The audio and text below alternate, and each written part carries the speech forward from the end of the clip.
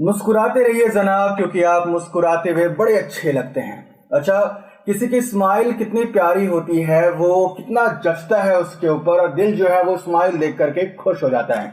लेकिन सोचिए, जब हम स्माइल करते हैं तो हमारी दांतें दिखती हैं, दांत दिखता है। और क्या हो अगर आपके दांत थोड़े से उबड़ खाबड़ हो, दांतों के बीच में हल्का सा गैप हो, या फिर दांत साफ ना हो, या फिर दांतों में बहुत ज्यादा प्रॉब्लम हो, तो होता यह है कि हम अपने अंदर कॉन्फिडेंस की थोड़ी सी कमी महसूस करते हैं। हम सामने वाले से खुल के बात नहीं कर पाते हैं, और बहुत सारी ऐसी चीजें होती हैं जो हम ही फेस करते हैं। हालांकि सामने वाले को पता नहीं होता है, लेकिन जब आप कॉन्फिडेंस के साथ उससे बात नहीं करते हैं, आप उसके सामने स्माइल नहीं करते हैं, तो उसको कहीं ना कहीं अंदाजा हो जाता है भैया इस वजह से ना उसको बहुत सारी प्रॉब्लम है।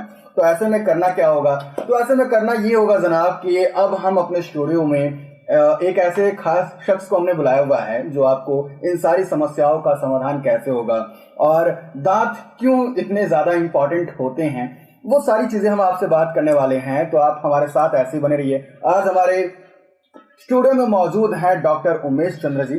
तो सर, आपका बहुत बहुत स्वागत है। धन्यवाद। सर, हम चाहेंगे कि आप अपने बारे में पहले कुछ बताएं कि आप कहाँ से बिलोंग करते हैं, प्लस आपने पढ़ाई कहाँ से की है, और आप इस फील्ड में कितने सालों से हैं? देखिए क्या है, मैं बिलोंग तो यहीं आपके अपने शहर से, बस्ती से ही बिलोंग करता हूँ। और पढ़ाई जो हमने किया है वो मेरा गोरखपुर से कंप्लीट हुआ है। मैंने BDS वहाँ से अपना कंप्लीट किया है। 2009 बैच का मैं स्टूडेंट रहा हूँ वहाँ पे, और वहीं से मेरा स्पेशलाइजेशन है, और वहीं से मैंने ये अपना BDS कंप्लीट किया है। सर, मैं जानना चाहता हूँ कि आपकी एक्सपर्टीज किस में है, मतलब आप क्या क्या करते हैं। मतलब कि दांतों में बहुत सारी चीजें होती हैं, तो आपकी एक्सपर्टीज क्या है उसमें? जनरल डेंटिस्ट्री, जितनी भी चीज़ें होती हैं जनरल डेंटिस्ट्री में, वो सारी चीज़ें देखी जाती है।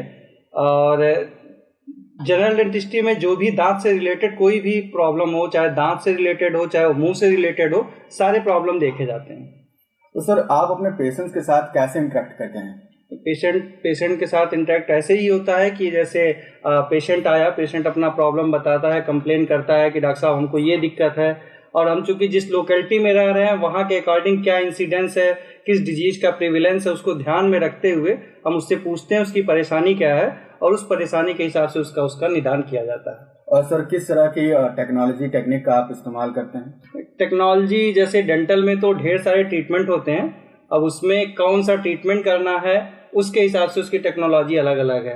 जैसे मान लीजिए, सिंपली मैं एक बात बताना चाह रहा हूँ कि जैसे मान लो पेशेंट दांत में दर्द लेके आया, दांत में गड्ढा है, पानी लग रहा है, ऐसी समस्या लेके आया है वो, तो उसकी जनरली RCT ही करनी पड़ती है, रूट कैनाल ट्रीटमेंट करना पड़ता है। और ये जो रूट कैनाल ट्रीटमेंट होता है, ये पहले क्या होता था कि हैंड फाइलिंग की जाती थी, मैनुअल किया जाता था। आज लेटेस्ट टेक्नोलॉजी इतनी अच्छी हो गई है कि एंडोमोटर आ रहे हैं, मशीन से चीज़ें हो रही हैं, ज़्यादा प्रिसाइज हो रहा है, कम समय लग रहा है, पेशेंट का कंफर्ट ज़्यादा है, डॉक्टर का भी कंफर्ट है, पेशेंट का भी कंफर्ट है।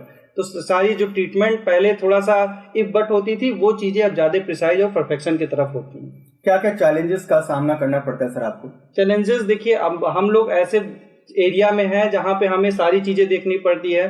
पेशेंट ऐसे भी आते हैं जो फाइनेंशियली काफ़ी वीक होते हैं, कुछ पेशेंट ऐसे हैं जो फाइनेंशियली साउंड हैं, तो उन्हें तो प्रॉब्लम नहीं होती है। लेकिन हम लोग आसपास के क्षेत्र में, आपको भी पता होगा कि आसपास के क्षेत्र में क्या है कि अभी गरीबी है, लोग उस स्तर तक नहीं है कि हाँ सारा ट्रीटमेंट वो करा पाए।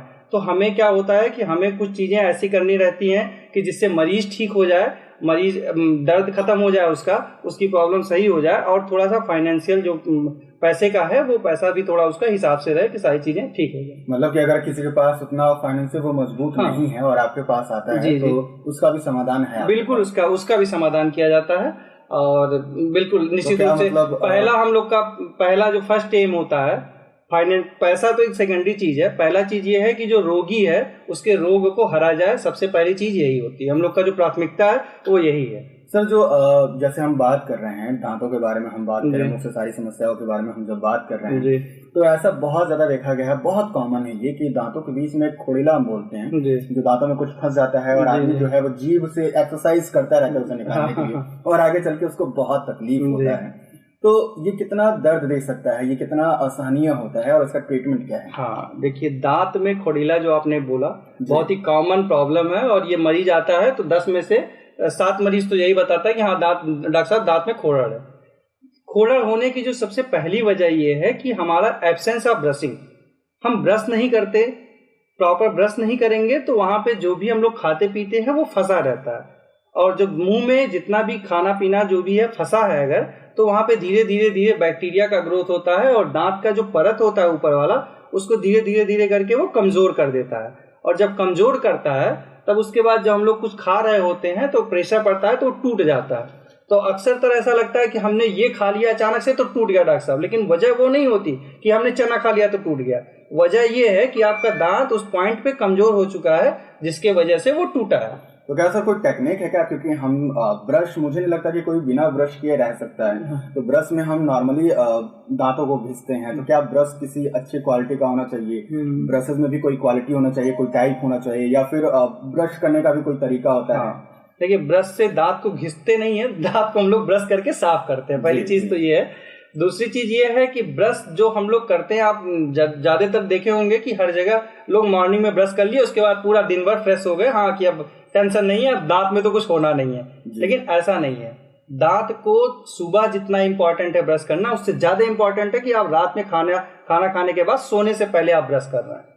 सबसे ज्यादा इंपॉर्टेंट चीज है कि रात में, अगर देखिए अगर आपके मुंह में दांत में कुछ फंसा नहीं है तो आपको प्रॉब्लम समझिए कि बिल्कुल कम से कम होनी है, ना कोई बैड ब्रेथ होना है, ना आपको जो कैविटी वाली बात कर रहे हैं आपकी खोड़र, ऐसी भी समस्या जो है दांत को ब्रश करने से ही सही किया जा सकता है। मतलब ब्रश अगर हम कर रहे हैं तो ये एक प्रिवेंटिव मेथड है कि हम अपने दांत को कम से कम रिस्क वाली चीज पर डाल रहे हैं।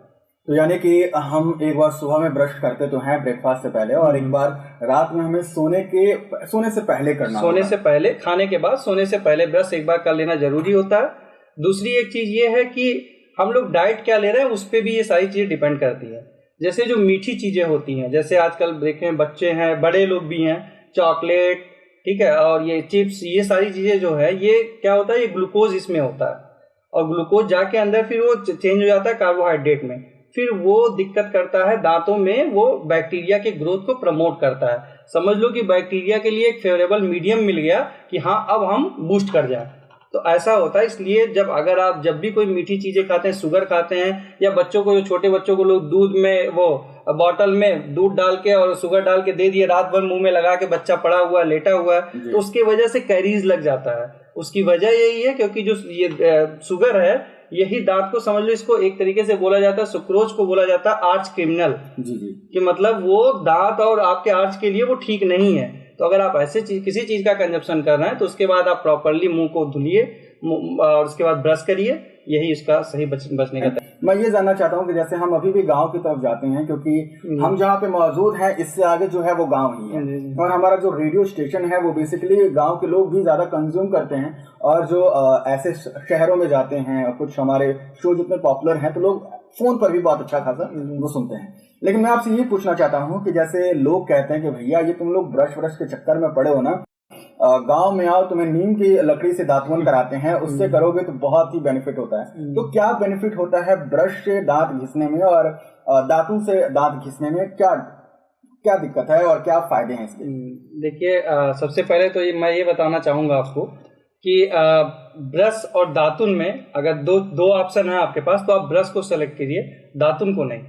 दातुन को इसलिए नहीं क्योंकि दातुन जो होता है, आपको पता है कि जो दातुन होता है, नीम का हो गया या आम का हो गया, लोग गांव में मिलता है वो करते हैं, उसको पहले कूचा बनाते हैं, कूचते हैं, और कूचने के बाद फिर उससे ब्रश करते हैं जी, कि जिससे ब्रश बन जाए। कूचते इसलिए जिससे ब्रश बन जाए, उसके बाद ब्रश करते हैं उससे कि साफ हो जाए।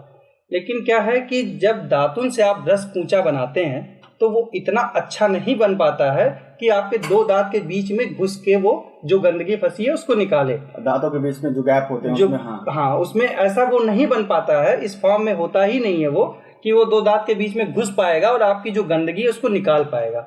तो इसलिए ब्रश जो है वो जरूरी होता है, क्योंकि ब्रश जो बनाया जाता है वो उसका जो ब्रिसल होता है और टफ्ट जो होता है वो बहुत सॉफ्ट होता है, और ऐसा डिजाइंड होता है वो कि आपके दो दांत के बीच में वो घुसेगा और गंदगी को निकालेगा। ब्रश करने का मतलब ये नहीं होता कि हम मंजन बहुत अच्छा यूज कर रहे हैं, ये यूज कर रहे हैं, उससे मतलब नहीं होता। ब्रश का मतलब ये हुआ कि दो दांत के बीच में घुसा वो ब्रश और उस जो गंदगी फंसी है उसको निकाला, ये ब्रश का तरीका होता है। जो हम लोग दातुन करते हैं उससे उसका दूसरा नुकसान क्या है? उसका दूसरा नुकसान ये है कि जब वो दातुन होता है, आपको पता है कि हार्ड होता है वो, आप ब्रश कर रहे हैं, दातुन से कर रहे हैं और कहीं वो इधर उधर लगेगा तो मसूड़े को चोट पहुंचाएगा। आपके तालू को चोट पहुंचा सकता है, ब्लीडिंग हो सकती है। तो इसलिए दातुन को नहीं, आप ब्रश को सिलेक्ट करिए, अच्छे क्वालिटी के ब्रश जिसका टफ्ट ब्रिसल सॉफ्ट होता है, और हर महीने कोशिश ये करिए कि चेंज कर दे। कुछ और भी सवाल है, जैसे ये दूर से रिलेटेड है लेकिन मैं आपसे पूछना चाह रहा हूँ, मेरे मन में भी है और मैंने लोगों से सुना हुआ भी है कि पहले जैसे डाबर रेड का एक सूखा हुआ पाउडर आता था। हाँ, हाँ। हमने हाथ पे रखा, उंगली लिया, घिस लिया पूरा, या फिर ब्रश लिया, घिस लिया पूरा, देखा देखी कहें, या फिर कॉम्पिटिटर उसका कॉलगेट भी आया और आपने देखा होगा एक स्टील के बॉटल में, स्टील में ऐसे बहुत ही यूनिक बॉटल थी, उससे हम लेकर के ब्रश किया करते थे, ठीक है। लेकिन फिर मैंने देखा कि लोग कहते थे कि यार इससे जो है वो ठीक है, लेकिन लोग इससे पहले ना जैसे बहुत सारे घरेलू चीजें होती हैं कि तेल में पता नहीं क्या क्या मिक्स करके, लौंग वगैरह मिक्स करके उससे भी दातुन क्या करते थे। फिर अब जो चीजें आई वो पेस्ट के रूप में आ रही हैं, बहुत सारे केमिकल युक्त भी पेस्ट होते हैं, लेकिन अब लोग आयुर्वेदिक की तरफ भी बढ़ रहे हैं, जैसे कि दंत कांति की तरफ लोग बहुत जा रहे हैं। कॉलगेट ने भी अपना एक हर्बल निकाला हुआ है, उसकी तरफ भी लोग जा रहे हैं। तो बेनिफिट क्या रहता है लोगों का? मतलब ये है कि अगर दांत सामने से बिल्कुल शीशे की तरह चमकने नहीं लगे, बिल्कुल ऐसे व्हाइट ना हो जाए, तो मतलब उनके हिसाब से वो दांत अच्छे से धुला नहीं है।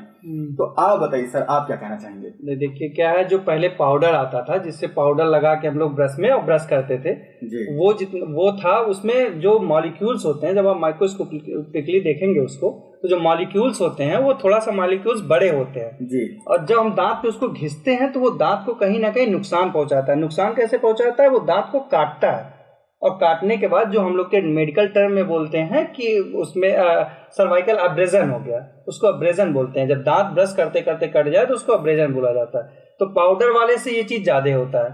दूसरी चीज ये है जो पेस्ट है, पेस्ट में भी जैसे जो डिफरेंट कंपनी, जैसे आपने दंत कांति का नाम लिया, दंत कांति और कोलगेट में जो डिफरेंस है वो ये है कि जो कोलगेट के पेस्ट है उसके जो मॉलिक्यूल्स हैं, जो जिससे पेस्ट बना है, वो बहुत छोटे होते हैं। बहुत छोटे होने की वजह से क्या है, वो एब्रेजन कम से कम करते हैं।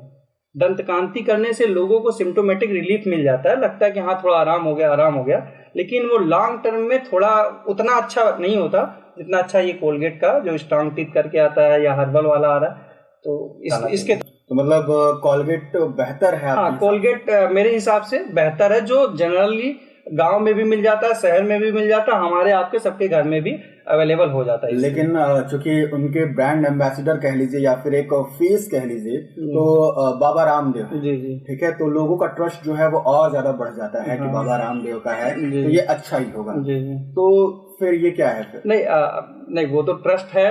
बाबा रामदेव आयुर्वेदा को सपोर्ट करते हैं, वो अच्छी चीज है। आयुर्वेदा के लिए योग गुरु भी लोग कहते हैं उनको, वो अच्छी चीज है। लेकिन मैं जब बात डेंटिस्ट्री की कर रहा हूँ तो उसमें ये मुझे मतलब जो मेरा विचार है कि ये कोलगेट जो है ये थोड़ा अच्छा है उससे दंत कांति की तुलना में। लोग ऐसे भी कहते हैं कि कोलगेट अच्छा है क्योंकि उसमें झाग बहुत ज्यादा आता है और दंत कांति में झाग बहुत कम आता है।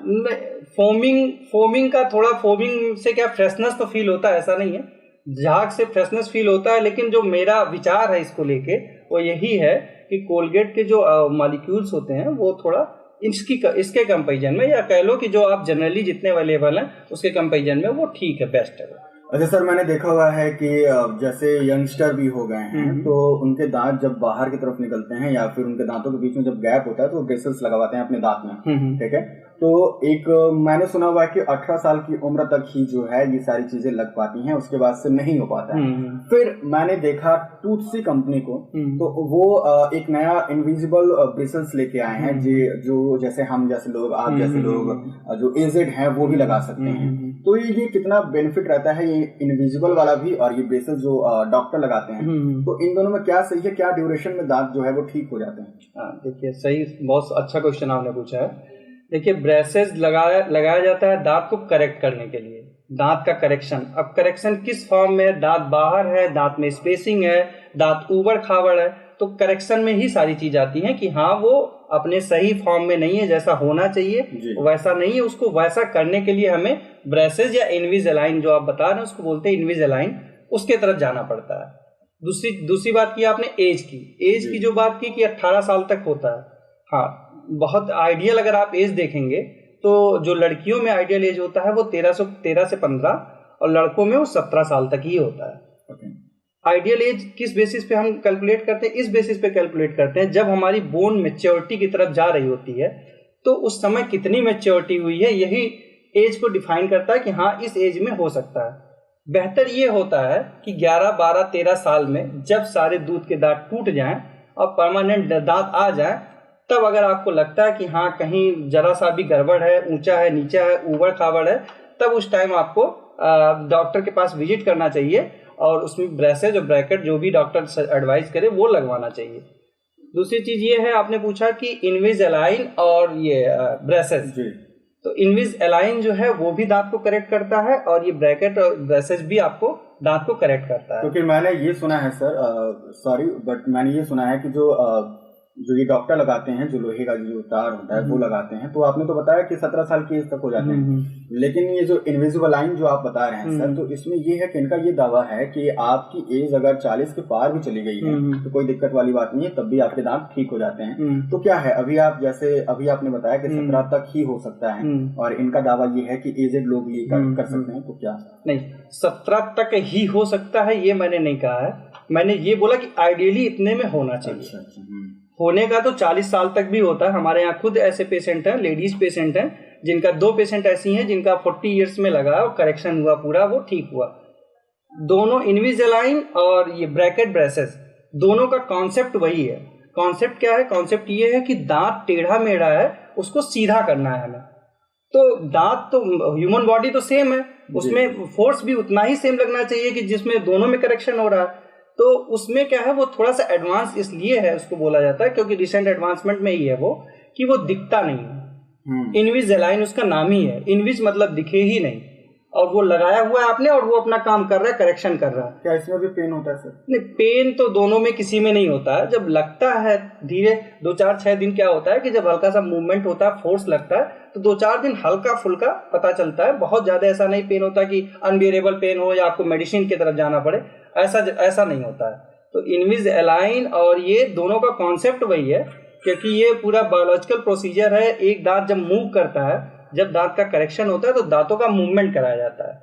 मूवमेंट जो कराया जाता है उसमें क्या होता है कि मान लो दांत पीछे है आपका, उसको हमें आगे खींच के लाना है, तो उसको आगे खींच के लाने के लिए हमें फोर्स लगाना पड़ता है। फोर्स जब हम लगाते हैं तो दांत मूव करता है आगे की तरफ। कैसे मूव करता है? उसका मूव करने का तरीका यही है कि इतना फोर्स लगाया जाता है कि वो धीरे धीरे धीरे धीरे करके आगे की हड्डी को गलाता जाता है, और जिधर फोर्स लगा रहा है उधर गलाता जा रहा है, और पीछे की हड्डी पे धीरे धीरे धीरे धीरे बोन डिपोजिशन होता जा रहा है, और ऐसे करके पूरी रिमॉडलिंग हो जाती है, और ऐसे करके ये आपका दांत जो है करेक्ट हो जाता है। अब एक और सवाल है सर मेरे पास। ये सवाल ऐसे है कि अभी हमने एक मूवी देखी OMG 2 करके, बहुत ही सेंसिटिव टॉपिक पे उस पर बातचीत की गई थी, और जैसे मैं इससे इसलिए कनेक्ट कर रहा हूँ आपसे कि कैल्शियम, जो दांतों में जो कैल्शियम होते हैं वो बहुत इंपॉर्टेंट होते हैं।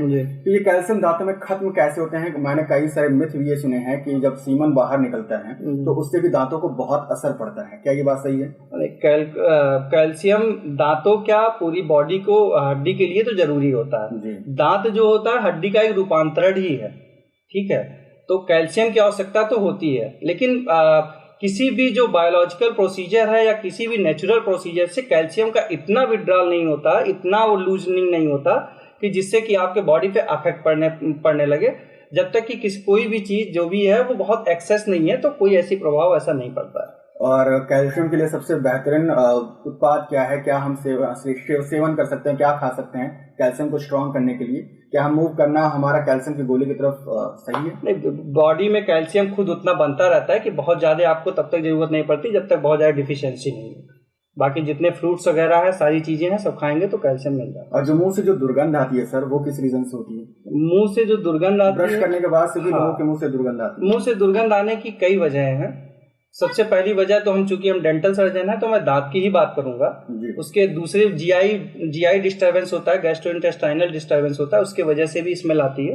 लेकिन चूंकि आप डेंटल से रिलेटेड हो, मैं डेंटल सर्जन हूँ, तो मैं डेंटल से रिलेटेड ही चीजें बता रहा हूँ आपको। जब दांत में गंदगी होती है, गंदगी कैसे हुआ? वही जो मैंने पहले बताया आपको कि खाना फंसा और सड़ा तो उसके वजह से स्मेल आया। दूसरी चीज ये है कि जब 2 दांत के बीच में खाना फंसा तो उसमें मसूड़ा जो होता है वो स्वेलिंग हो जाती है। मसूड़े में स्वेलिंग इस वजह से होती है क्योंकि वहाँ इन्फेक्शन आ गया, और वो इन्फेक्शन जब नहीं साफ होता है तो और क्रोनिक होते होते क्या होता है कि वहाँ पे भी पस वगैरह का फॉर्मेशन हो जाता है, तब उसके वजह से भी स्मेल आता है। कभी कभी क्या होता है कि जब हम लोग ब्रश नहीं करते हैं, 2 दिन आप मान लो किसी दिन एब्सेंस हो गया, नहीं किए, अगले दिन आए, अगले दिन किए तो और ज़्यादा स्मेल आता है। उसकी वजह यही होती है क्योंकि खाना जो है वो साफ़ ही नहीं हुआ वहाँ से, और फिर उसने इन्फेक्शन किया। अब इन्फेक्शन जो है ऐसा है कि आपके 2 बार ब्रश करने से नहीं है, फिर आपको डॉक्टर के पास जाके दिखा के ही वो सही होना है। और सर जितने लोग जैसे कंज्यूम करते हैं, तंबाकू कंज्यूम करते हैं, तो हमने देखा उनके दांत के किनारे किनारे ना ऐसे ब्लैक ब्लैक स्पॉट हो जाते हैं दांतों के बीच बीच में, तो उन्हें वो फिर साफ करवाने जाते हैं, तो वो साफ हो जाता है। हाँ, तंबाकू खाने क्या गुटखा जो लोग खाते हैं उसमें ब्लैक ब्लैक ज्यादा होता है, तंबाकू से भी होता है। लेकिन जो तंबाकू खाते हैं लोग और जो नहीं खाते हैं, कैलकुलस लगभग सबके दांतों में हो जाता है अगर ब्रश नहीं करता है तो। गुटखा जो खाते हैं उससे क्या होती है, दांत में स्टेनिंग हो जाती है, जो आप बता रहे हैं कि बॉर्डर किनारे किनारे ब्लैक ब्लैक ब्लैक हो जाता है, वो स्कैलोपिंग पैटर्न में क्या होता है कि वो एक स्टेन हो जाता है, और वो स्टेन फिर आपको डेंटिस्ट के पास जाके स्केलिंग करवा के साफ करवाना होता है। तो जो लोग साफ करवाते हैं उसके बाद से भी उनका वो गुटखा वगैरह छूटता नहीं, वो वापस से हो जाता है मेरे ख्याल से। देखिए, सबसे जो बैड हैबिट है वो है टोबैको कंजप्शन किसी भी फॉर्म में, जैसे स्मोकिंग हुआ, गुटखा हुआ, चैनी खैनी हुआ, ये सारी चीजें जो है ये आपके दांत, मसूड़ा और पूरे मुंह को, और एक तरीके से कह लो कि पूरे जीवन को खराब करने वाली चीजें हैं। तो इन सारे चीजों से दूर हटना चाहिए। तंबाकू बहुत ही जानलेवा है, इवन तंबाकू के रैपर पे भी मैं देखता हूँ कि लिखा ही रहता है, फिर भी लोग कंज्यूम करते हैं। तो तंबाकू को कंज्यूम नहीं करना चाहिए। तंबाकू बहुत ही जानलेवा होता है, और तंबाकू से कैंसर जैसी गंभीर बीमारियां होती हैं, और एक बार हो जाने के बाद फिर बड़ी समस्याएं होती हैं, फिर उसको ऑपरेशन करना पड़ता है, कई बार डॉक्टर के यहाँ विजिट करना पड़ता है, चेहरा टेढ़ा हो जाता है, हड्डी काट के निकाल दी जाती है। आप देखे होंगे बहुत से लोगों को, कहीं अक्सर तक मिल जाते हैं ऐसे लोग कि जिनका मुंह टेढ़ा रहता है, तो वो ऐसा कोई वजह नहीं होता, उसका वजह यही है कि उनका वो हड्डी काट के एक तरफ का जबड़ा पूरा काट के निकाल दिया गया है, जिसकी वजह से वो टेढ़ा और तिरछा लगता है। तो इसीलिए टोबैको कंज्यूम नहीं करना चाहिए, और ब्रश नियमित रूप से दोनों टाइम सुबह शाम करना चाहिए, इससे दांत, मुंह और सब कुछ स्वस्थ रहेगा। चलिए, अब हम अपने अंत पे आ गए हैं, तो 2-3 सवाल और हैं मेरे पास। जैसे कि ये बताइए, जब आपने बताया कि मुंह टेढ़े हो जाते हैं, तो क्या उसका इलाज आपके वहाँ होता है? मुंह टेढ़े होने के बाद तो रिकॉन्स्ट्रक्शन प्लेट लगता है जी। प्लेटिंग हायर सेंटर्स पे लगती है, जहाँ पे जनरल ओटी की व्यवस्थाएं हो, वहाँ पे वो जनरल एनेस्थीसिया में, सिडेशन में वो सब किया जाता है। तो प्लेटिंग रिकॉन्स्ट्रक्शन होता है, कॉस्टली भी बहुत ज़्यादा होता है रिकॉन्स्ट्रक्शन। तो टाइटेनियम के प्लेट लगा के हम क्या करते हैं, आर्टिफिशियल एक जबड़ा ऐसे बना देते हैं, और फिर उसके ऊपर दांत भी लग जाता है। लेकिन वो जो प्रोसीजर होता है, वो जब कैंसर का ऑपरेशन एक बार हो गया, सक्सेसफुली हो चुका है, फिर दोबारा उसका रिकरेंस नहीं है, तब वो प्लेटिंग फिर किया जाता है। तो क्या अपने बस्ती में कहीं है कुछ ऐसी हॉस्पिटल जो ये सारी चीजें करती हो कि बाहर जाना? नहीं, अभी हायर सेंटर पे ही, कैंसर के लिए बेटर है कि आप हायर सेंटर पे ही कहीं जाएं। हायर सेंटर जैसे टाटा मेमोरियल यहाँ बनारस में है, बॉम्बे में है, तो वही हायर सेंटर। ओके, तो सर जो आपका हॉस्पिटल है, चंद्रा डेंटल क्लिनिक है आपका, हाँ जी, ये कितने सालों से है? ये 5.5 साल हो गया। और अभी तक आपने कितने मरीजों को ठीक किया हुआ है? मरीज तो अब ऐसे तो मुझे याद नहीं है कि कितने मरीज, अप्रोक्सीमेटली मान के चलो आपकी 5000 पेशेंट लगभग देख लिया। क्या बात है। कोई मजेदार कहानी आप शेयर करना चाहेंगे जिसे सुन के आपको लगा कि यार ये तो वियर्ड है, या फिर जिसपे आपको हंसी भी आई हो बाद में, कोई ऐसी कहानी? नहीं, बहुत से ऐसे लोग हैं जो आते हैं, और उसके बाद में मैं एक बात बता रहा हूँ, मैं अपने यहाँ क्लिनिक की बात नहीं बता रहा हूँ जी, मैं बता रहा हूँ जब मैं इंटर्नशिप में था, तो एक लेडीज आई, उनको कोई लेके आया हुआ था, मतलब उनके गार्जियन कोई लेके आए थे। लेडीज जो थी थोड़ी ओल्ड एज थी, ओल्ड एज क्या मतलब 60-60 साल की रही होंगी जी जी। तो मैं मेरी टीम वर्क, जो मेरे साथ वाले कलीग थे, वो गए, देखे वहाँ पे। तो हिस्ट्री लेनी होती है हम लोग को, जब हम लोग इंटर्नशिप कर रहे होते तो उसमें हिस्ट्री लेनी होती है कि मरीज कहाँ से आया है, क्या किया है, क्या दिक्कत है उसको, इसके पहले क्या बीमारी रही है। तो ये सारी चीज़ों को एक डिटेल, एक कॉलम बना होता है, उसमें नोट करना रहता है। तो उसमें एक लेडीज आई, तो फिर वो ऐसे, मैंने बोला कि हाँ आंटी लेट जाइए चेयर पे, तो वो लेट गई। फिर उसके बाद जो है मैंने पूछा आंटी क्या दिक्कत है आपको, तो उनका पहला जो आंसर था वो कहीं डॉक्टर साहब गड़वा बहुत पिरात है। तो हमने उनको बोला, हमने कहा कि आपको मतलब आपके घर वाले बताए होंगे कि आप डेंटल दांत के लिए जा रही हैं, आप बताया घर वालों ने? हाँ डॉक्टर साहब, दांत में भी दिक्कत है लेकिन पैरों में ज्यादा दिक्कत है। तो एक ये मजेदार वाकया। कभी कभी हम लोग के चेयर पे क्या होता है कि हम लोग जब पेशेंट को बोलते हैं कि हाँ, जैसे मैंने मरीज को देखा और मैं बोल दिया कि हाँ बैठ जाइए, लेट जाइए, तो जब चेयर पे वो लेटता है पेशेंट, तो कभी ऐसे लेट जाता है कि मतलब जैसे जिधर सर रखना उधर पैर रख लिया, वो थोड़ा सा कॉमेडी टाइप का वो सीन हो जाता है। लेकिन हम लोग चूंकि मास्क लगाए रहते हैं तो अंदर से हंस भी लेते हैं, तो पेशेंट को पता भी नहीं चलता है। अच्छा, जो दांत लगवाया जाता है, हाँ जी, किसी का मान लीजिए दूध के दांत, तो खैर उसके बाद से जब वो रियल दांत टूटता है, तो जब नया पत्थर का जो दांत लगाया जाता है तो उसके लिए कौन इंजेक्शन जो दिया जाता है, तो क्या कभी ऐसा भी होता है कि बिना इंजेक्शन दिए भी किसी का दांत लगवाना? क्योंकि बहुत लोग जो कमजोर होते हैं शायद उनमें एनेस्थीसिया जो है वो काम अच्छे से करता नहीं है, उनको 2-3 इंजेक्शन देना पड़ता है तब कहीं जाकर के ये सारी चीजें होती हैं। कमजोर लोगों को एनेस्थीसिया काम नहीं करता है ये नहीं है। अच्छा, जो लोग ज्यादा नशे वाली चीज करते हैं, जैसे आपके, मुझे भी लगता है कि आपके कमजोर कहने का मतलब यही रहा होगा कि जो लोग नशा ज्यादा करते हैं, ज्यादा अल्कोहल कंज्यूम करते हैं या ड्रग्स ले रहे हैं, अफीम पी रहे हैं, ऐसे ऐसे लोग जो, इन लोगों पे एनेस्थीसिया प्रॉपर्ली वर्क नहीं करता है। फिर क्या होता है सर इन लोगों के लिए?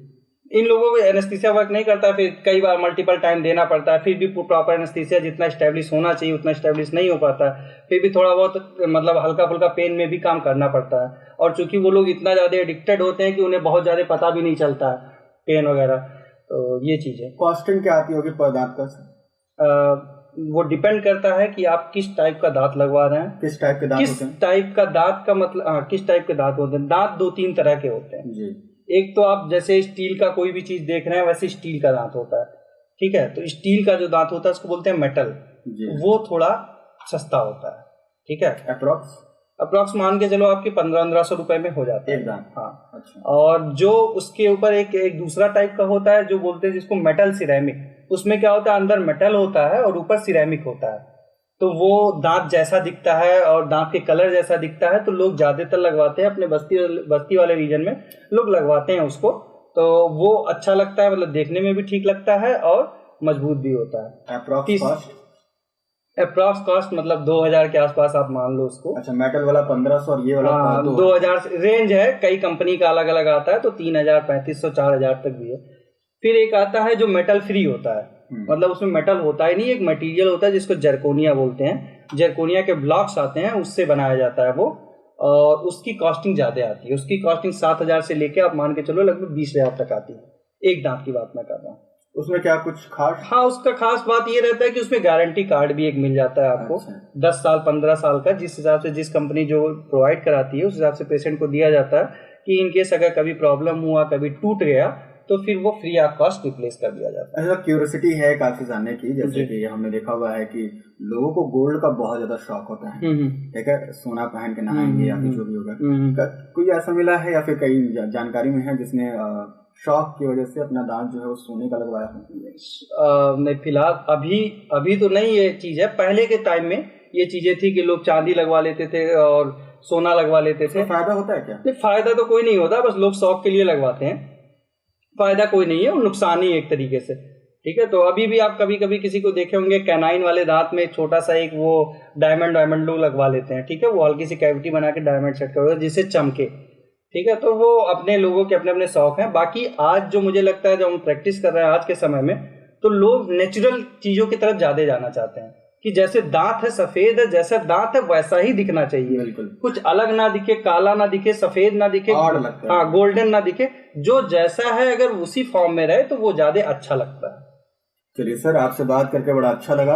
तो एक बार मैं जानना चाहूंगा कि अगर हमारे लिसनर आपके पास आना चाहते हैं, मैं नहीं चाहता कि आपको ऐसी कोई बीमारी हो, लेकिन अगर खुदा न खास आपको बीमारी होता है तो आपको पता होना चाहिए कि आपको जाना कहाँ पे। तो सर एक बार आप अपना एड्रेस वगैरह बता दीजिए। हाँ जी, मेरा जो एड्रेस है, आप ब्लॉक रोड है, रौता चौराहे से भी रास्ता है, बड़े वन से भी, आप लोग भी जानते हैं, होटल महारानी के बगल में Chandra dental clinic, near hotel महारानी, गांधीनगर, बस्ती। टाइमिंग सुबह 10 बजे से लेके शाम को 7 बजे तक। वीकली ऑफ नहीं है फिलहाल। क्या बात है, मतलब अगर आप काम करते हो और आपके पास संडे है तो आप संडे को जा सकते हैं, अच्छे से ट्रीटमेंट हो जाएगा। क्यों सर? जी बिल्कुल, बहुत अच्छा लगा। सर आप कुछ कहना चाहेंगे? मैं लोगों को यही बताऊंगा आपके माध्यम से, और जो लोग सुन रहे हैं सबको बताऊंगा, यही है कि आप दांत और मुंह स्वस्थ रखने के लिए आप ब्रशिंग पे ध्यान दीजिए, सुबह शाम ब्रश कराइए। जो आपके घर में छोटे बच्चे हैं जिनको खुद अभी तरीका नहीं पता चल पाया कि ब्रश कैसे करते हैं, उनको आप, जो माँ बाप हैं, जो उनके गार्जियन हैं, उनका वो कर्तव्य है कि वो उनका ब्रश कराएं। चूंकि छोटे बच्चे हैं तो टॉफी, चॉकलेट और ये सारी चीजें ज्यादा खाते हैं, इसलिए उन लोगों को ब्रशिंग पे ज्यादा ध्यान देना होता है। वो लोग ब्रश कराएं। जो बड़े आदमी है सुबह शाम ब्रश करें, और मुझे लगता है कि बस ये करेंगे तो फिर दांत और मुंह स्वस्थ रहेगा, तो बाकी सारी जीवन वैसे ही खुशहाल है फिर आपकी। होप कि आपको समझ में अच्छे से आया हो और आप इस पे कंसिडर भी करेंगे। आपसे मिलेंगे अगले एपिसोड में, तब तक के लिए दीजिए हमें इजाजत। Take care, bye bye.